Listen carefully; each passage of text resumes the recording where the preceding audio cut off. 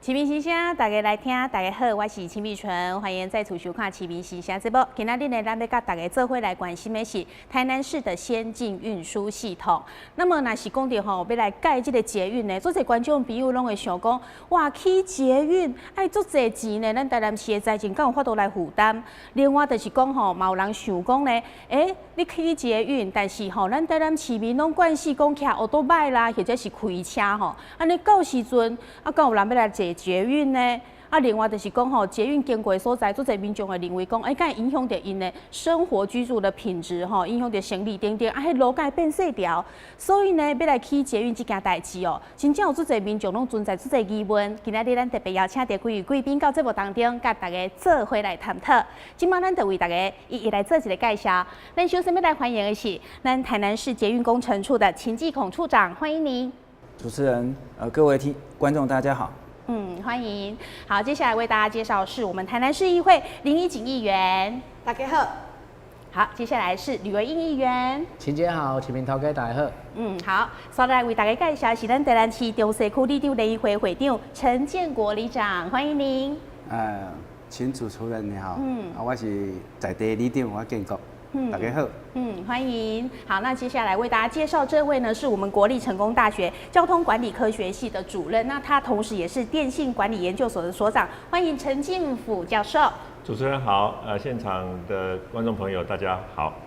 好。好，咱这部一开始，咱直接切入主题，然后做这样拢会积极讲，为什么我们台南要盖捷运呢？为什么呢？真的有需要吗？那我们一开始就来听听看林怡景议员他的看法。这个先进运输系统吼，这已经纳入前瞻计划。是。那认真讲吼，台南长期拢无这个捷运吼，可咱的隔壁高雄有。对。吼，咱得来去台北嘛，应该拢有坐过台北的捷运。就讲这个捷运带给我们的真的是很充分的便捷哦。那所以我们衷心期待说这是因为前瞻计划的关系，让我们把这个捷运纳进去，然后我们期待说中央的这个补助哦。然后再加上地方的些许的配合款，能真的捷运在台南生根哦。那我想这届咱交通局小块这个车案吼，那分别有那个蓝线、绿线、红线哦。那这样的规划其实大体上看起来都非常的不错，而且捷运哦，说真的，我们现在哦，台湾现在最可怕的，我们最害怕的就是空污。对、所以其实如果我们鼓励大家多这个搭乘所谓的这个公共运输系统的话，那我们就会减少大家骑多摆、大家塞车，而且的空气污染。其实大家把咱亚公这个空污最大的来源还是所谓的移动性污染。所以说，如果能减少这个多摆、汽车的这个物件哦，捷运真正是一个上好的这个交通工具啦吼。而且因为咱今仔越来越老年化吼，等于咱大家灯会收，毋过吼，你若真正就60、70岁以上的这时大人，其实他的反应越来越不好。其实我们都不是很鼓励咱的时大人吼去跳多摆啦，去塞车啦，安尼其实吼造成这个交通事故，而且几率其实嘛相对高。所以咱真正做望讲咱遮的这个时大人吼，若未来咱有捷运的时阵，他会搭乘捷运到他想要到的地方吼。所以我讲，这其实嘛是一个因应这个老年生活哈，这个我们越来越高龄化哈的一个非常重要的这个交通工具。我这边有个手板哈，然后我再跟大家解释一下。那当然，我想捷运就是便捷，就是快速，所以它当然一定会拉近所谓的这个城乡的距离。像说我们现在交通局所规划的这个蓝线的话，就是说从永康可以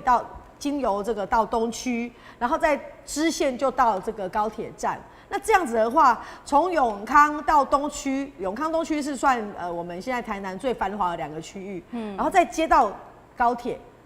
高铁当然要到仁德归仁。那所以这个城乡的这个差距哦，这个距离无形中就透过捷运拉近了很多。然后我们如果说刚刚我提到说，我们如果咱今仔若是有捷运，咱跳多摆塞车的哪来哪少。啊，这一部分其实咱买让除了减少空气污染以外，其实我们也大大的增加了环境的整洁哦。说真的，这个来去autobike 啦，汽车在街上一直这样奔跑哦，其实这个咱的环境其实也给它嘈杂嘛，给它乱吼。所以无论如何，我真的觉得讲捷运吼，其实是对咱台南这个城市是绝对有好无歹。吼，啊，毋过过去啥啦无叮当，因为无钱。这财政确实有困难，咱嘛无再负担遐大的这个财政。毋过这样是因为都有纳入前瞻计划，中央愿意要补助咱真大笔的钱来互咱起捷运。所以我感觉这是一个最好的时机吼，爱把握这个时机，好好的来争取这个经费，好好的把捷运落实在台南这个地方，让我们台南有便捷的捷运可以搭乘。对，所以林议员把这个盖捷运这个重要性跟它的好处都讲出来了，但是有些民众他就会质疑说，那我这样子的话，咱台南市港盖捷运这样子的一个条件呢，就这方面我们要请在学术这方面非常有研究的就是陈进甫教授，是不是可以跟我们的观众朋友说明一下，咱台南市如果要盖捷运，真的有这个条件吗？另外，在国外有没有相同类似的案例可以跟我们做分享？好，有关我们这边所谈的捷运其实应该讲说是公共运输啦大众运输的一种选择。是。那大众运输里面，它当然包含很多种不同的系统包含我们一般在台北市看到的捷运系统，在高雄看到捷运系统。那这个运量比较大的，我们会用这种系统。实际上，一个城市里面去选择所谓的大众运输系统，还有其他的选项。那很可能，像台南市我们的城市纹理，我们的人口的结构可能要使用的这个系统都无亲像台北还是高雄迄种所谓重运量的系统啦可能会较偏向于迄个中运量包含我们一般讲的轻轨啦，还是讲什么单轨这方面的部分大众运输系统对一个城市的影响。一般来讲，伊是一个属于这个都市生活品质的指标以及呢，它一个提升生活品质的一个做法了那我们也很高兴看到台南市这一次有机会能够得到中央的这个同意编列预算希望能够来推动所谓台南市适合台南市的先进运输系统。我觉得这个是很难得的一件事情对。那当然在国外特别是在欧洲一些城市里面他们也有在推动这一种所谓的中运量，包含轻轨这一种类型的这种运输系统。不过毕竟在欧洲他们过去的城市的发展里面很多都已经有电车文化的概念了啦所以民众对接受电车这个概念是较容易的咱你国内因为城市的发展里面私人运具的使用一直好像是我们日常生活当中最为方便最为经济的一种选择。所以那是城市内面要用这个公共运输大众运输系统的时阵通常都会需要市民在运具使用习惯上的一种调试啦这个部分可能是咱不同的城市内面拢会看到讲这个调试的过程有一寡无同款的声音会担心讲咱敢这个有人要坐这个部分咱平常时骑车就做方便敢需要这个系统不过就是讲拄则讲过一个城市我们可能要看的是未来它对于这个城市的生活品质包含刚才议员有提到了我们的空污我们的这个安全等等这些因素。我认为这个大众运输的这个提倡是一个城市的一个重要生活品质的指标，不是只有台南在台湾不同的这个城市里面，都大致上以公共运输当做一个城市成长的一个目标所以刚才主持人问到说，在欧洲有没有这样的例子？有欧洲有很多在法国啦，在西班牙在德国这一些东西都已经很多在用轻轨的方式。即使离我们比较近的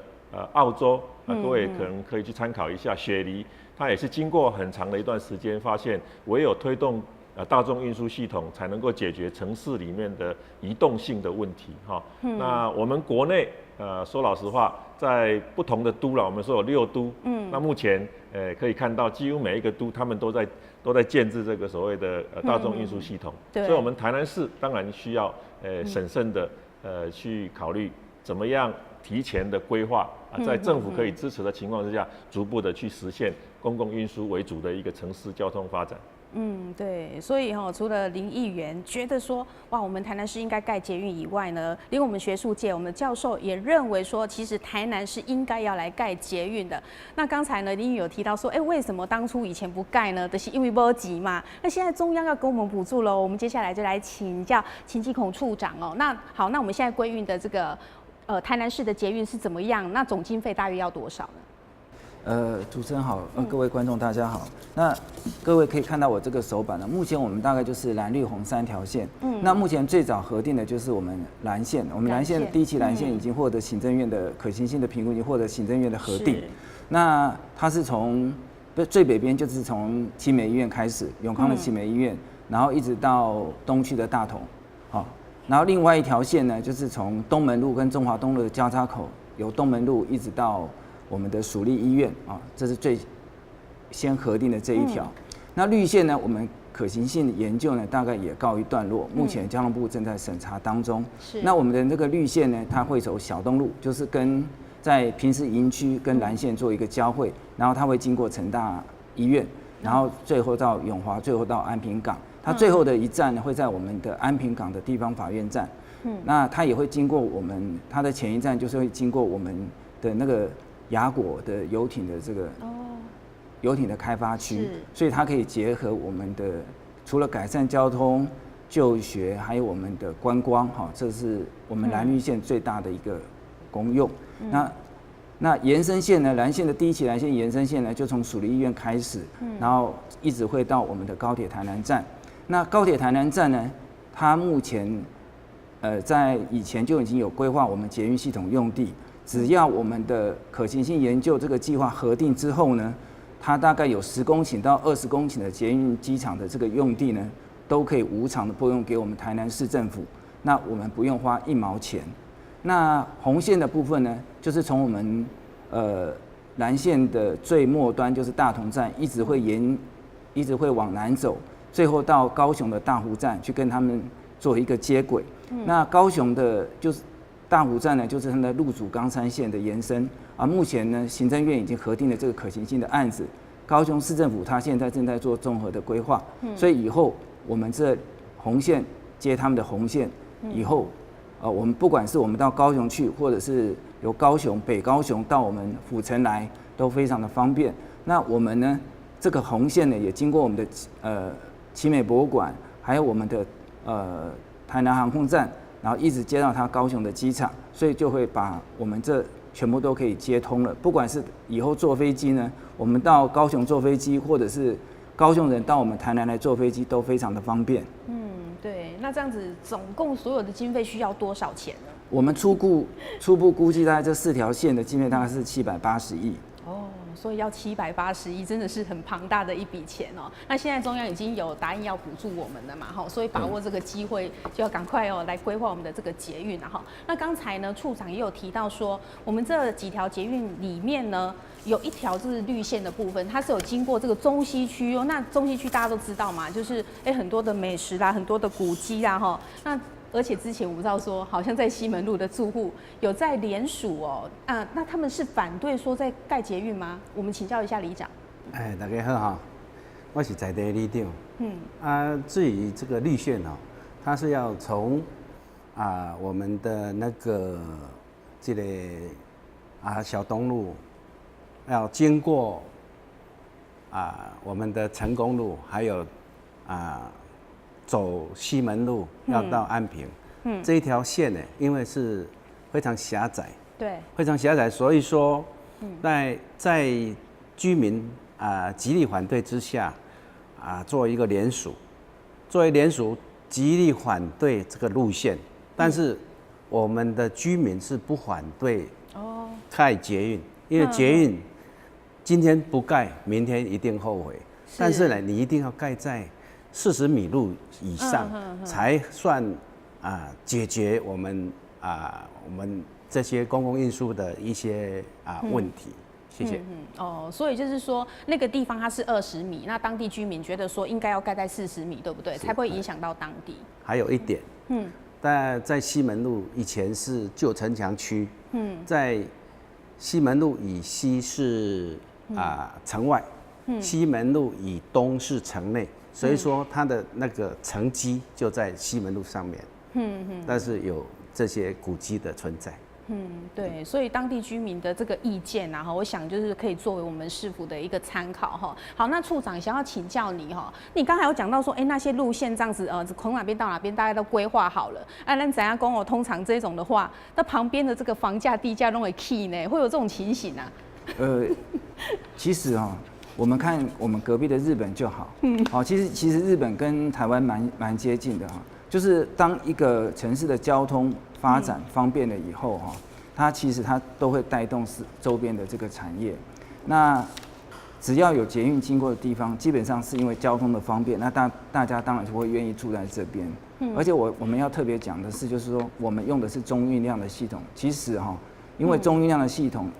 比较符合我们台南的需要，因为所谓的中运量跟高运量来讲，主要就是像游览，我用车子来做比喻，就是游览车跟我们的私家车子。那游览车就是高运量，它载的人多嘛，所以说它车子比较大。对。那我们是中运量，那我们就是开的是小轿车。所以说就转弯半径回转半径来讲当然是小轿车会比游览车要方便得多，所以也符合我们街道的这个狭小的这个特性。然后另外一个就是我们有考量用单轨的原因，是因为它是胶轮的。事实上，它胶轮的话，它的噪音只有60分贝。其实你站在它旁边呢，你可能完全都没有办法察觉到车子会来。但是如果说你用钢轮钢轨就是现在高雄捷运跟台北捷运他们所用的就是钢轮钢轨，因为钢轮钢轨呢，因为它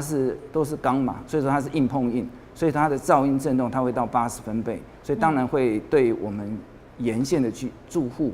它会造成的生活上的影响。所以说这个也是都在我们的评估当中，希望说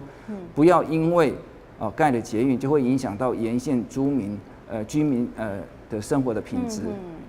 对，所以我们不是说要那么多人坐的，像那个台北、高雄会真正是够这样的贼，所以那是需要很大台的，那它可能路线那个什么铁轨道这个都会非常的宽，但是在我们台南盖的就不可能是那样子的，会比较轻便型的。好，另外的咱一开始都有讲到因为咱台南人真正这人拢是安尼骑奥多拜啦、脚踏车啦，无就是开车，感觉讲安尼做方便，我要去搞倒拢非常的方便嘛但是因就会质疑说你到时阵好。你也起起来了后是什么人要去坐？所以这个我们来请教一下吕维义议员你觉得说，这捷运盖起来真的会没人坐吗？那我想，其实我们要去探讨一个问题，到底是先有大众运输工具，还是先有搭乘习惯那我举2个例子，就是说现在如果以捷运来说，其实现在全台湾最方便的地方，应该就是台北捷运。那其实台北捷运自从这个1996年开始到现在，其实有这个5个主要干线，然后其实大概有很多支线。其实如果有去台北的朋友，应该都很清楚知道。那当时候这个在盖的时候，其实也面临到这个很大的一个反对的一个声音那但是在20几年过去，其实我们现在可以试想一个情况：如果今天这个台北市的这个捷运局跟你说台北捷运今天停驶。你可以想象得到他们会不会被抗议对呀，应该会被抗议到爆那我再举第2个例子，那在这个现在大家都强调的是这个一日生活圈那为什么会有一日生活圈？因为台湾建立了一个高铁嘛那当时候在这个盖这个高铁的时候，其实也有人反对，那也有人说高铁是这个破铜烂铁。但是我们现在看到的是，这个高铁几乎这个在热门的这个班次上，或者说年节返乡连假的时候，其实是几乎班班都爆满的。对啊。那我们今天再试想一个情形，如果有一天这个高铁跟你说，不，我今天开始不爱亏啊，那你会这个政府还是一样也会一直被骂那所以我从这2个例子想要告诉我们的好朋友们关心捷运的好朋友，其实是先有大众运输系统。才会有搭乘的习惯这一回事。对，好，那所以呢，我们一定要先把我们的这个捷运的网络来先建立起来。那特别是之前这个林宜景议员有讲说，其实捷运是大家的期待，为什么之前都不盖？那最主要的原因是因为钱的问题嘛。那这一次其实很难得的哦，中央这个利用的这个前瞻经费。来给我们有这个很大的这个挹注。我拿这个蓝线第一期来讲那秦处长刚才其实也讲得很清楚。那我如果以蓝线第一期来讲，它的总经费是高达197.63亿。那但是我们的台南市政府，它只要负担42.71%，总共是84.4亿元而已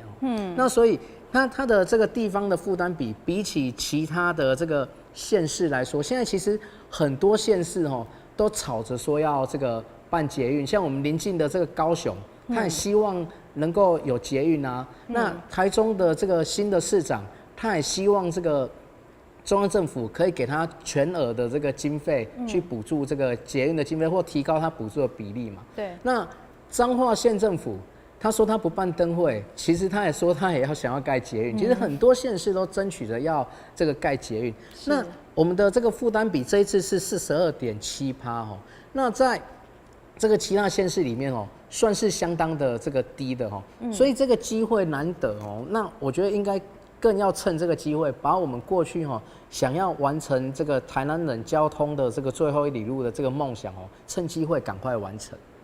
对，所以吕议员讲的就是说如果我们把它盖得很完善，那相信我们的市民朋友就会改变他自己搭乘这个运输系统的习惯，对不对？对，你要先有好的东西出来，那大家才有办法去做嘛，好，那讲到这一点的话，我想呢，我们陈教授他之前是这个高雄市交通局长啦，所以你是不是可以用这个高雄的经验跟我们大家来分享一下？那这样子的话，如果捷运盖好了，它怎么跟我们一些公共运输可以做一些搭配呢？好，谢谢。高雄市过去这几年来的经验是希望打造这个城市具有多元运具的、多元公共运具的一个城市了所以它的路网里面当然有一些现实的考量，比如说在高雄跟台南也蛮像的，就是机车的使用、小汽车的使用的比例非常的高。那所以在经费不足的情况之下，目前也只能有2条线，红线跟橘线。那过去这两年来我们还完成了一段这个所谓的轻轨的部分了所以在整个高雄市里面的这种公共运输，我们希望是打造不同的需求、不同的路线，能够搭配不同的这个运具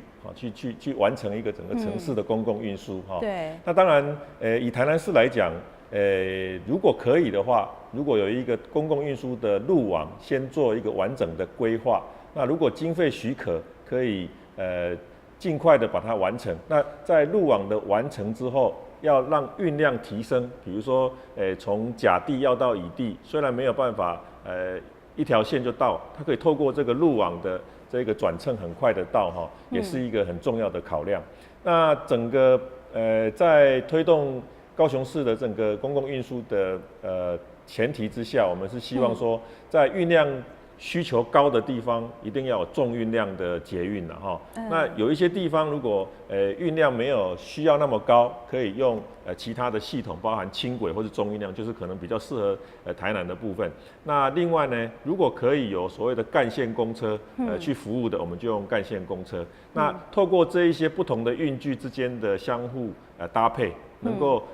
找到适合高雄市，那当然在台南市就适合找到台南市的一种公共运输的这个系统那我的想法是这样了未来整个有需求的地方，一定是目前私人运具，包含小汽车还有机车使用量比较高的地方。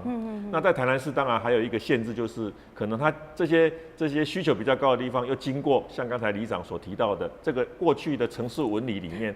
路幅的宽度又比较窄的地方，这些是需要进一步透过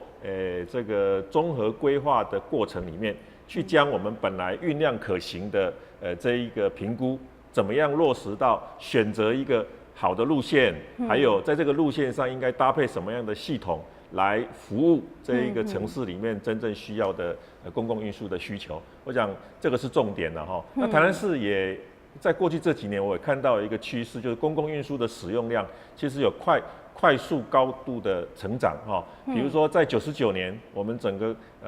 台南市的公车运量哈才只有900多万，对，的运量一年哈，那现在已经成长到2000多万了哈，所以这个成长的幅度非常的高。对，高雄市的公车运量哈也只有5600万一年。台南市已经在这几年成长到2000多万，所以可以看到民众对于公共运输的接受以及它的需求应该是存在的。那接下来就是说，怎么样在这个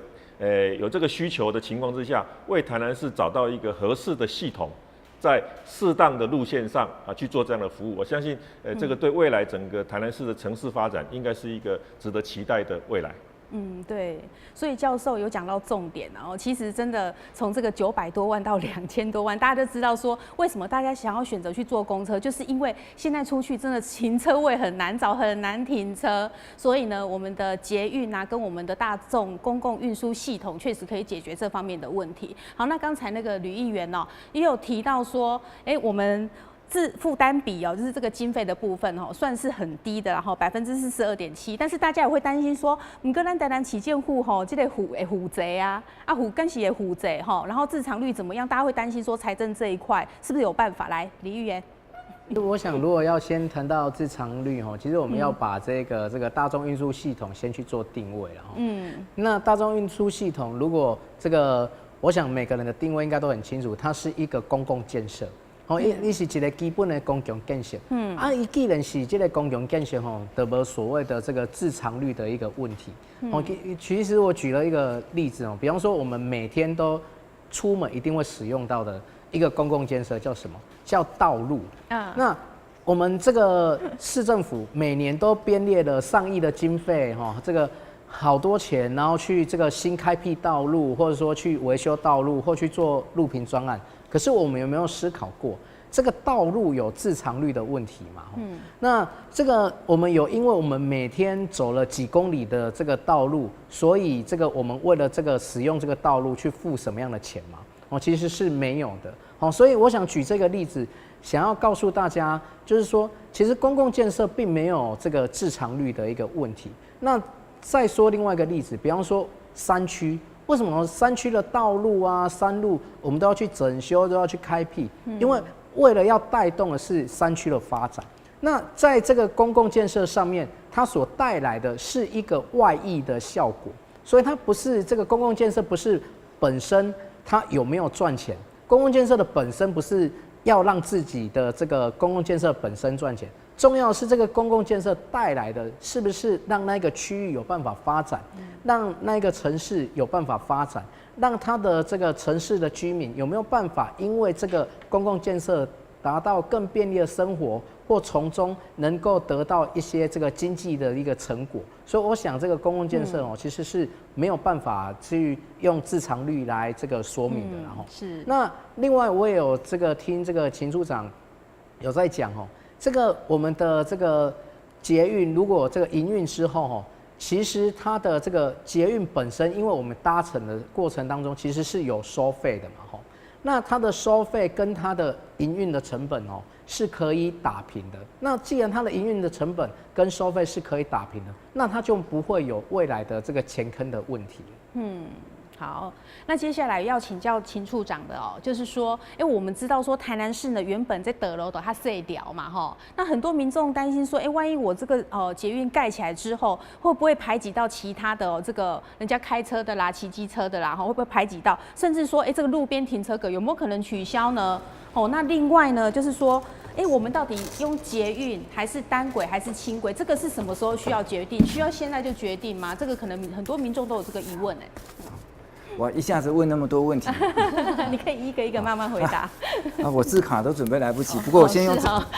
这张字卡来做说明好了。好。那目前，因为我们依照现在最新修订的这个大众捷运的这个办法呢，它必须要先做整体的路网的这个评估，整体路网评估以后呢，才会进入到可行性的研究。那以我们府城的这个蓝绿红这3条线呢，因为是在我们赶在它这个整体路网新的这个办法必须要先整体路网核定之前呢，我们就已经先提送了。所以说呢，我们就避免掉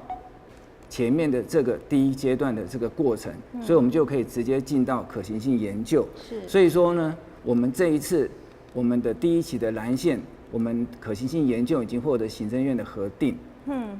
那接着下来呢，可行性研究完了以后呢，大概就要进入综合规划的阶段。那综合规划的阶段呢，大概也需要2年的时间。那为什么需要2年呢？因为综合规划里面还有包括环评。所以说1年光是做综合规划，我跟环评的时间大概就要1年，可是中央审查的时间就要1年，所以加起来要2年。那综合规划经过中央核定之后呢，才会进入到基本设计的这个阶段。那基本设计的这个阶段呢，也是大概我们基设的时间是1年，审查的时间也要1年。所以大概也要2年的时间。那基本设计完了以后呢，就会进入到细部设计。那细部设计呢，就我们台南市政府自己核定就可以了。中央就因为它基本设计已经核定过了，所以它大原则已经确定掌握了。所以细部设计大概也需要1年，接下来才会进入到正式的工程施工。所以捷运因为它路线啊，影响民众的生活，还有它的支出都非常的大，所以说中央对这个部分通常审查都非常的严格，所以它都要一步一步的来。那目前来讲呢，我们只有到可行性核定的阶段，而且只有我们第一期蓝线而已。所以这一次呢，我们在108，就是今年民国108年跟民国109年呢，我们好不容易争取到中央补助1亿，就是做我们这4条线的综合规划跟可行性的研究，就继续让我们下去做。是。那我们自己大概才出1700万而已，所以基本上我们希望能够继续推动这个计划，而且在中央我们的这个台南的捷运，他们都认为说我们的条件都比其他的其他的路线来得优。是哦，所以这样看起来的话，我们总共大概需要至少9年以上的时间。是的。那现在已经用了2年了嘛，所以我们其实最快可以动工是什么时候啊？大概是几年的时候？就是如果以我们第一期蓝线来讲，目前它可行性研究已经核定了，所以说综合规划要2年，然后基本设计要2年，对，细部设计要1年，所以5年之后才能够动工。哦，5年之后才能够动工啦，哈。好，那现在有需要说，我们马上就要去决定说，到底我们要选轻轨、单轨还是什么样子的一个捷运吗？事实上，各位可以看我这张字，就是说。路线的最后的确定，还有它的结构系统，是就是它的结构的形式，譬如说我要用高架，我要用平面，我要用地下，还有我的那个系统的形式，譬如说像我是因为中运量大概是已经确定了，因为我们对中运量是已经确定，因为我们台南也不大可能会用到高运量的系统，就是杀鸡焉用牛刀嘛，对，中运量就足符合我们的运量的需求，所以中运量当然是确定，但是中运量一般来说它会有单轨跟轻轨所以单轨跟轻轨都是在综合规划这个阶段才会做确定。好，谢谢处长的说明哈。那接下来我要请教我们的里长了哈。里长，我知道你本身也是我们中正银座商圈发展协会的理事长，所以对着带动这个商圈的发展嘛是足重要。你平常时做里长，当然听到足多声音，商圈的部分你嘛听到足多声音，所以你是不是当替大家来表达一下讲，恁其实对咱台南市的交通有啥物期待？对这个捷运，我是乐观其成。但是呢，我不要说为了我们要反对这个路线之后呢，来无限上纲，让整个我们的捷运系统不能够成型。也希望我们我们所有的议会大人呢，能够让我们的捷运局能够去规划，能够去设计。让他们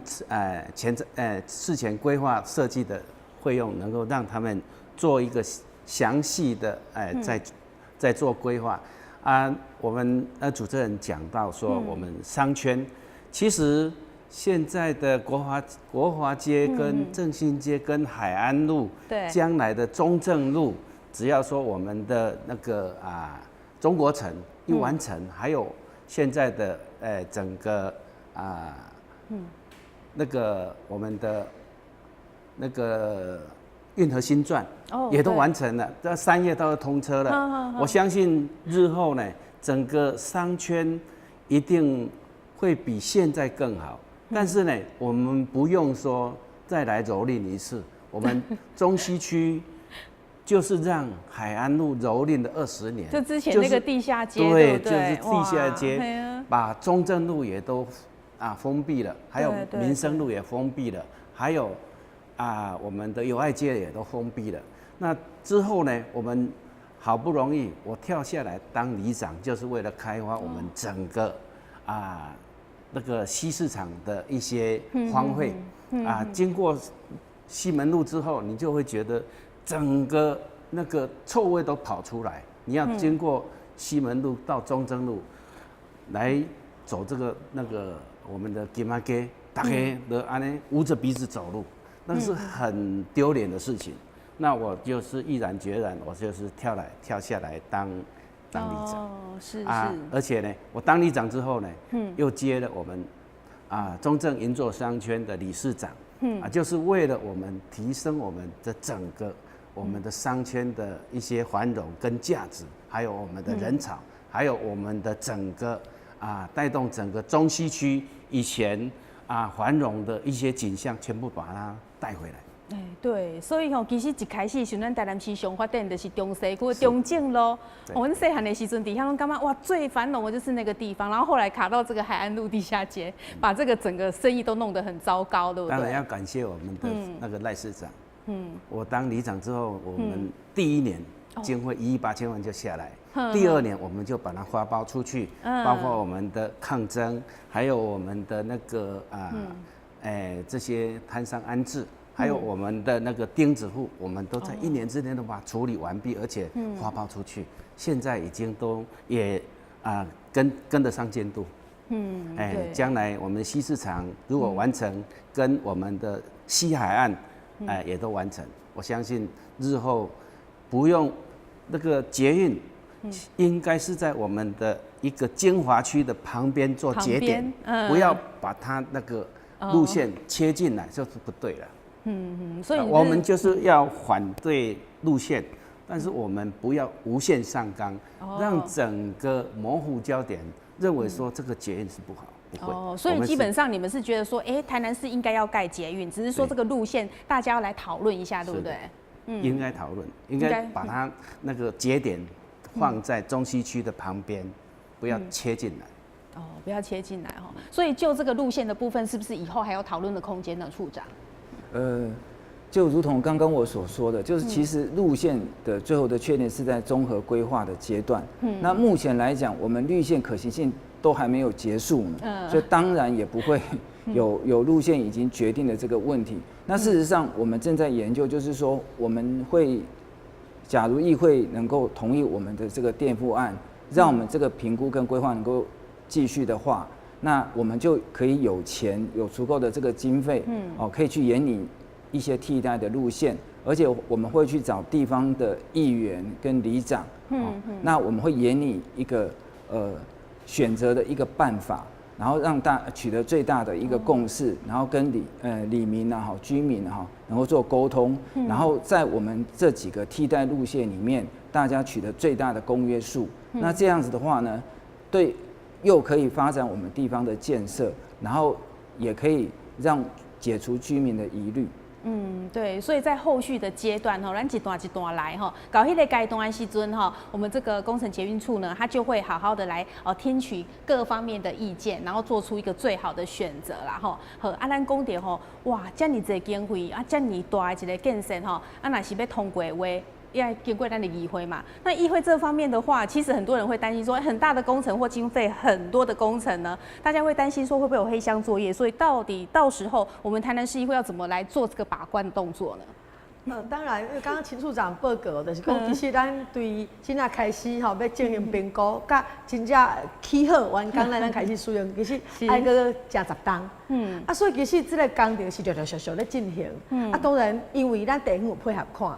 所以讲，咱有40几派配合看，所以其实咱的议会因有义务爱甲遮的即个有绳送来议会，互议会审查，所以议会伫议会让充分把关吼，来做审查的工作。当然，我拢做毋茫讲咱百姓的钱，就是要很紧实的财政用在刀口上吼，对，然后来规划我们的捷运，来施作我们的捷运。那我伫遮吼嘛，要再出来呼吁咱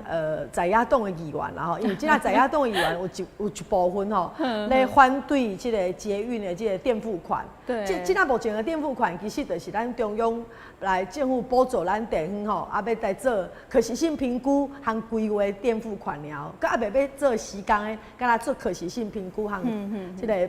规划，可是目前某些在野党的议员是在反对哦。对，那也呼吁他们，就是说，其实为了台南市这个城市的进步，跟整个公共运输的这个提升哦，我觉得一定要来支持捷运。所以期待这个在野党议员不要为反对而反对哦，来共同来支持捷运。那我们共同来严格把关哦，然后相信这个捷运品质一定盖得好，然后也相信它能如期如旨，让我们民众享受到便捷的捷运。好，所以其实透过我们今天的这样的讨论呢，我想观众朋友已经对我们台南市被 key 捷运这个代志哈有进一步的认识了。那我们在最后就请现场的5位来宾呢来做个结论呢。我们先请教授。好，谢谢。我想台南市发展先进公共运输系统这个方向哈，应该是正确的。但是路线啊，还有它的系统的采用啊，这需要很多跟民众沟通的过程。所以我会建议啊，这个方向之下呢，我们可以比照各式各样的这个说明会，听取民众的意见，也要让民众知道说，这个未来的重运量的系统呢，怎么样带来我们整个生活品质的提升啊，可以参考。看到高雄现在的情况，有些民众因为不了解，所以就造成很多不必要的这一种误解了哈。对。那所以沟通跟说明这是必要的。那我们也希望说民众可以来听听看专业的评估之后，是不是对我们的生活会有所往好的方向去改变。我想这个是我的看法。那教授当初高雄在盖这个捷运的时候，是不是也有很多声音啊？当然啦，但是因为高雄在盖这个所谓的轻轨的时候哈，它在第一阶段所用的刚好就是临港线，就以前台铁临港线的这个路权呐哈，所以这个部分是比较容易的。那因为2阶段就会牵涉到社区啊，还有交通量非常繁杂的这一个大顺路啊哈，所以造成了附近的住家认为说，我经过美术馆区哈，会影响我的生活品质啦。经过大顺路会认为说，我们的整个店家的生意啦，还有这个日常生活的交通量已经那么大了。那如果再把轻轨引进来，那是不是会造成整个交通的瘫痪？不过各位可以来想想看哈，一个城市里面的道路空间，如果它未来已经没有办法再拓宽了。大家所使用的私人运具的量持续在增加，对，那一定是造成很大的拥挤跟停车的不足嘛，哈，所以公共运输如果是在这样的一个条件之下，比如说台南市这个路幅宽度也不高，城市的纹理又已经固定了，那怎么办呢？所以公共运输是一个相当必须要考虑的一种解决方式嘛，哈。好，那我们如果决定要往公共运输的方式去前进，那当然就要跟原来我们所使用私人运具的那个生活习惯，哈，对，会要做改变。当然我们不是像欧洲，大家已经都接受这种电车系统。那一种文化，所以在这个转换的过程里面，可能民众就必须要跟政府这边有好好的沟通，来共同营造我们这个生活品质的提升了。我想这个是我们未来一定会面对的问题就是在民众可能说他是不是要放弃，或是改变，或是来接受这个公共运输系统这个过程里面，应该会有很多议题需要有待政府还有民间这个相互的对话。对，真的需要好好的做一个沟通啦。好，那我们也来听听看这个我们陈里长的意见。我有对这个捷运的迄个要再次跟大家再说明，就是说不要模糊焦点，因为我们就是为了反对这个路线。为了反对路线不是没有理由，就是我们就是为了不要让这个整个捷运来影响整个中西区的一些发展，因为经过西门路，它是一个文区啦，所以文区你一定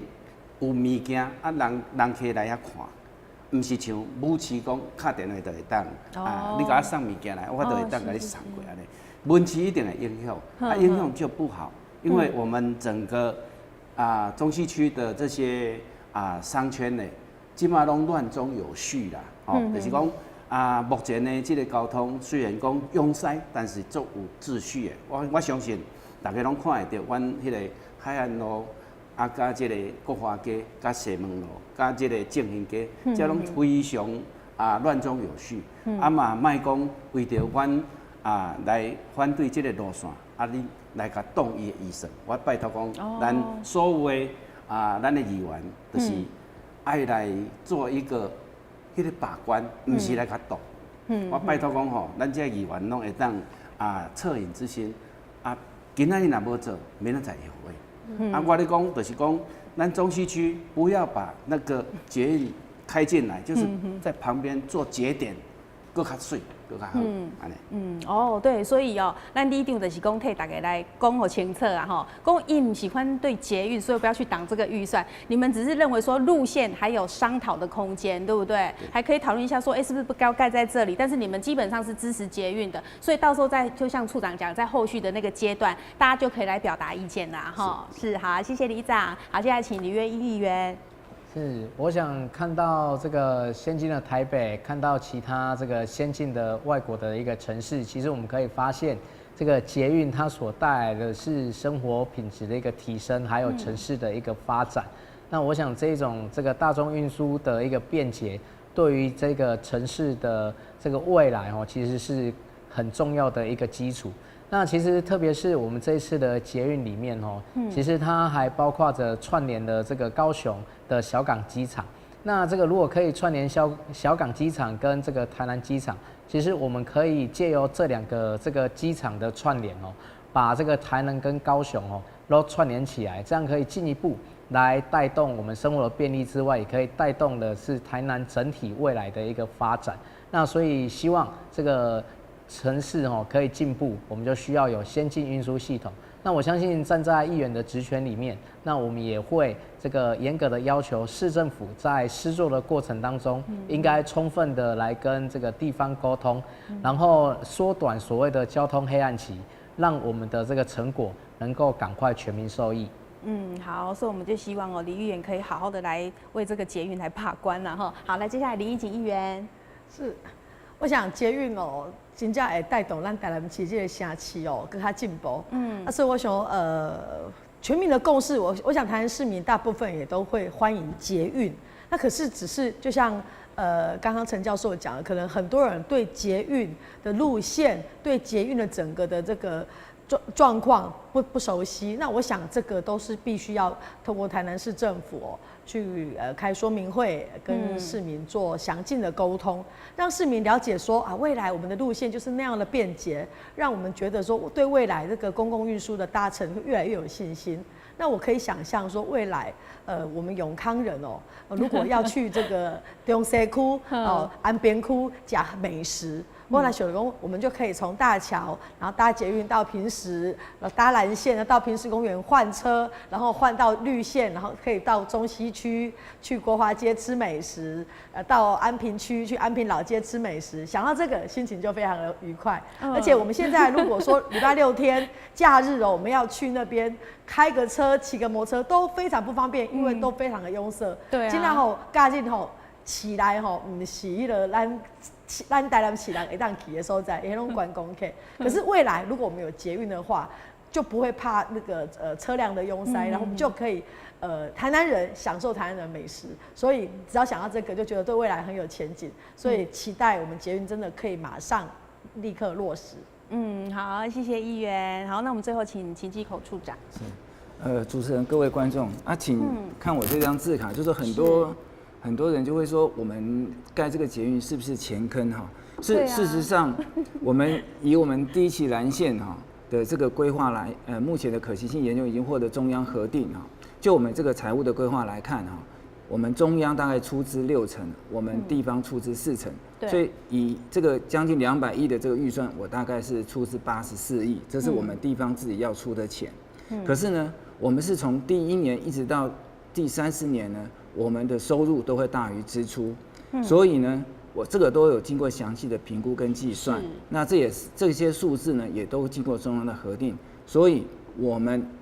在这未来还可以。光是这些净收入大概有50几亿，所以我们84亿扣掉50亿，大概我们自己才要支出34亿，所以并不是说像大家所讲的说我们要负担非常多很多的费用。那事实上，一个轨道建设它的运输也不止30年，它运输绝对会超过100年。所以，当这个只是30年做的一个财务的一个评估，那为什么用30年呢？就是我们法规的规定，所有的捷运的路线呢，它的财务的评估呢，就是用30年。假如这30年你的可行性都没有问题的话，那后面当然就是越来越赚钱。所以说，它绝对不会是我们的钱坑。那事实上，我们也有跟我们台湾其他的路线呢做过比较。那事实上，我们以高雄的黄线来讲，他们的已经算是不错了。它的投资呢是工程经费呢，它是1440亿。